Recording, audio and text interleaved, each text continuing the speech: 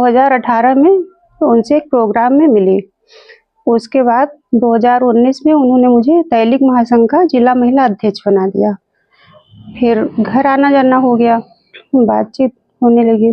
तो 2020 में एक दिन 1 बजे के लगभग मार्च के महीने में मैं उनके घर गई, तो वो अकेले थे उस दिन घर पे।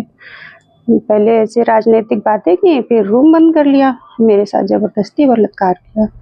तो मैं रोने लगी, विरोध करने लगी कि ये क्या किया आपने, अब मैं घर कैसे जाऊँगी, मैं ज़िंदा नहीं रहूँगी।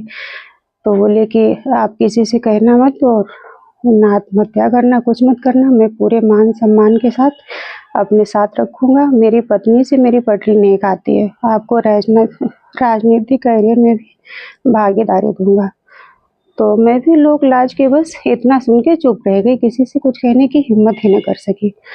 उसके बाद में मुझे कभी-कभी बुलाने लगे, फिर बहुत बड़े-बड़े मुझसे वादे कर देते थे कि शादी करेंगे तुमसे, साथ में रखेंगे।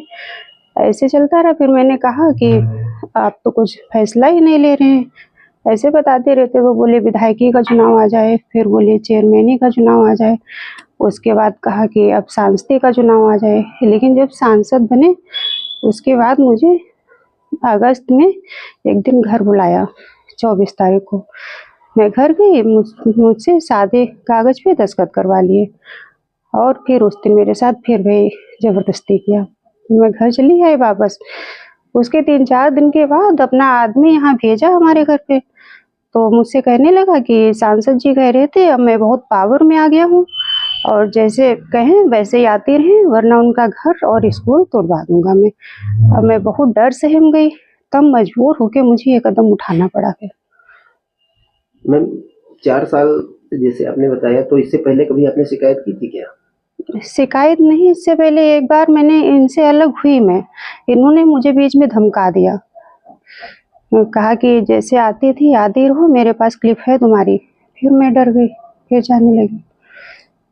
आपको मतलब कुछ राजनीति में भी कुछ बनाने का कहा था कि आपको राजनीति में कोई संघ में बना देंगे कुछ? जिला महिला अध्यक्ष तो बनाया ही था, फिर बोलते थे कि विधायक बन जाएंगे 2022 में, तो आपको अपने साथ में बढ़ाते रहेंगे। ये भी लालच देते थे, शादी के लिए भी कहते थे कि शादी भी करेंगे तुमसे।